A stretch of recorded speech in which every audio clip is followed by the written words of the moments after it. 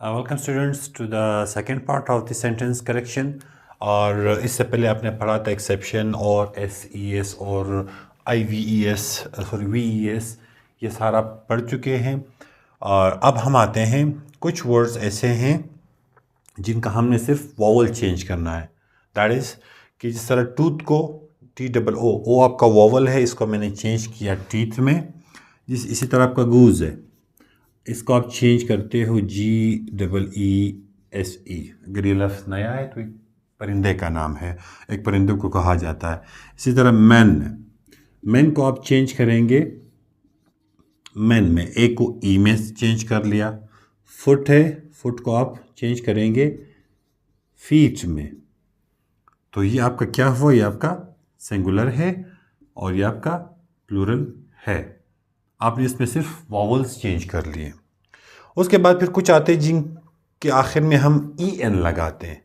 जिस तरह से चाइल्ड है तो हमने चाइल्ड को चिल्ड्रन कर लिया, EN। ऑक्स है, ऑक्सन कर लिया। ये मैं सिर्फ एग्जांपल्स दे रहा हूँ आपको समझाने के लिए। इस तरह से और भी वर्ड्स इनके होंगे। ये हुआ। उसके बाद आते हैं हम कंपाउंड वर्ड्स पे।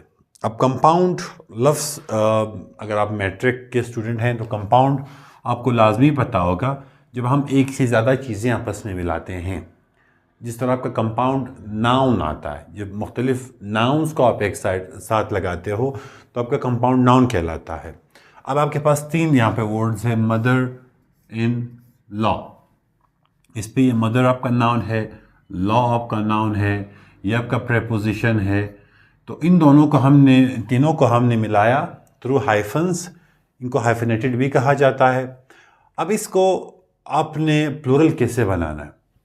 मदर इन लॉ को अगर आपने, जिसकी एक सास है तो आप मदर इन लॉ कहेंगे। अगर किसी की एक से ज़्यादा सासें हैं, राइट, तो फिर आप उनको मदर इन लॉज कहेंगे, मदर्स इन लॉ कहेंगे, आप क्या कहेंगे? ये चीज़ अब हम यहाँ पे समझेंगे। मदर इन लॉ आपकी सास होगी। आपने सिर्फ देखना है कि मदर जो है एक सास है, मदर्स एक से ज़्यादा सास हैं, तब आप यहाँ पे लगाएंगे मदर्स इन लॉ। ठीक, क्योंकि जो आपकी इन लॉज में जो आपकी मदर हैं वो ज़्यादा हैं, एक सास आपकी नहीं है, आपकी एक से ज़्यादा सास हैं शायद। तो देन ब्रदर्स इन लॉ, आपके बहुत सारे साले हैं, तो you have put brothers in law there. आप ब्रदर इन लॉज आप नहीं लिखेंगे, यहाँ पे आप इनके साथ S ऐड करेंगे। जिस तरह से आप एक ये वाला देखते हैं, ग्रैंड सन, जो आपका पोता होता है। आपको तो खैर नहीं है, जिनके आप पोते हैं शायद या पोती हैं, तो ग्रैंड सन। अब ग्रैंड किसको कहा जाता है? जो ग्रैंड होता है। और अगर ज़्यादा है, प्लूरल आपने बनाने तो सन ज़्यादा है ना, तो फिर आप सन्स, ग्रैंड सन्स आप लिखेंगे, ये ऐसे आ जाएगा। उसके बाद चेंज ऑफ बोथ वर्ड्स। कुछ फिर ऐसे वर्ड्स हमारे पास आते हैं जिनमें हम जो वर्ड है उन सब को हम प्लूरल करते हैं। जिस तरह से मैन सर्वेंट, अगर आपके घर में एक आदमी है, वो मुलाजिम है, तो मैन सर्वेंट। अगर बहुत सारे आदमी हैं और वो सर्वेंट्स हैं, तब आप उनका क्या लिखेंगे? आप लिखेंगे मैन सर्वेंट्स, मैन सर्वेंट्स आप ज़्यादा लिखेंगे। उसके बाद सम आर कंप्लीटली डिफरेंट। कुछ भी ऐसे हैं कि वो बिल्कुल डिफरेंट हो जाते हैं। उनमें ना आप S लगाते हैं, ना ES, ना VES, ना एक्सेप्शंस पे ऐसे जा रहे हैं, ना उसमें हम EN लगा रहे हैं, ना वॉवल्स को कॉन्सोनेंट में चेंज कर रहे हैं या कॉन्सोनेंट को वॉवल्स में कर रहे हैं। ऐसा कुछ भी नहीं है। उसमें आप इंटायरली डिफरेंट उस पर चले जाते हैं। फॉर इंस्टेंस, ये आपका वर्ड है डेटम। डेटम क्या है? सिंगुलर है आपका। इसका प्लूरल क्या है? डेटा। ये जो आप डेटा यूज कर रहे हो, ये आपका प्लूरल है। अब आपके एग्जाम में एक सवाल आना चाहिए और यकीनन होगा कि तो फिर हम ये क्यों लिख रहे हैं द डेटा इज, हम डेटा आर क्यों नहीं लिख रहे?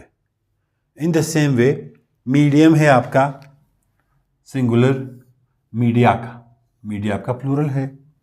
क्राइटेरियन आपका फिर सिंगुलर है, किस चीज़ का? क्राइटेरिया का।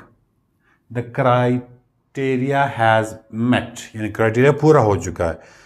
क्राइटेरिया हैव क्यों नहीं आ रहा? हैज़ ही आएगा। इसी तरह फिनोमिनन, इसका प्लूरल आपके पास फिनोमिना है, यानी जो आपका डेटा हुआ, क्राइटेरिया हुआ, मीडिया हुआ, फिनोमिना हुआ, ये सारे आपके प्लूरल्स हैं, सिंगुलर नहीं है। लेकिन आप इनको क्या कर रहे हो? एज अ सिंगुलर ट्रीट कर रहे हो। तो क्यों? There is reason. वो ये कि इन वर्ड्स को हम एज अ कलेक्टिव नाउन लेते हैं।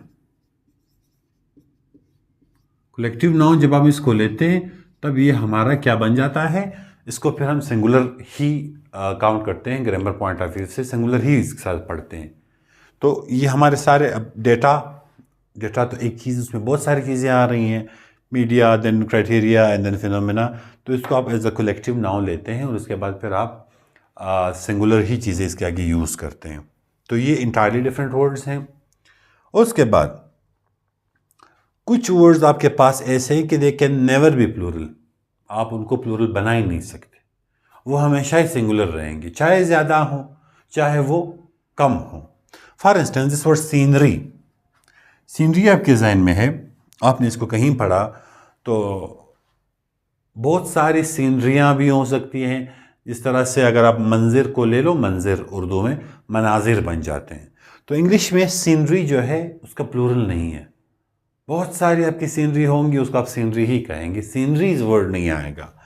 देन पोइट्री, पोइट्री को आप देखें, पोइट्रीज आप नहीं कहेंगे, पोइट्रीज वर्ड नहीं आएगा।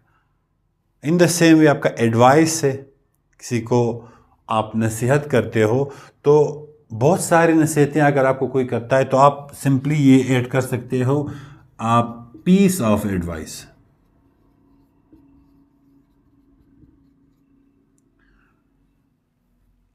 एक पीसेस ऑफ एडवाइस कर लो, लेकिन आप इसको एडवाइसेस नहीं कहोगे, एडवाइसेस। एडवाइस और एडवाइस में अभी आपको फ़र्क समझ आ गया होगा। एडवाइस सी वाला जो है वो आपका नाउन है, एडवाइस जो है वो आपका वर्ब है, राइट। तो ये सीनरी, पोइट्री, एडवाइस, इस तरह के वर्ड्स जो हैं इनका प्लूरल नहीं बना सकते हो।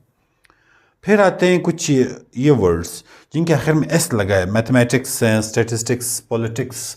ये जो एस हमने यहाँ पे ऐड किया हुआ था इनके साथ, ये प्लूरल था, ये आपके प्लूरल नहीं हो सकते। क्यों एस लगा? तो है क्योंकि ये जो है आपके सब्जेक्ट्स हैं, किसी मजमून का नाम है, इसमें पर आप प्लूरल में नहीं जाएंगे, राइट। तो यहाँ पे फ़िलहाल हमारे ये हो जाता कंप्लीट। आगे बहुत सारी इंटरेस्टिंग चीज़ें हैं, उसके लिए you have to wait for the part 3। तो मैं इंशाल्लाह इसको as soon as possible upload करूँगा। आई विल सी यू इंशाल्लाह in the part 3 of the correction series.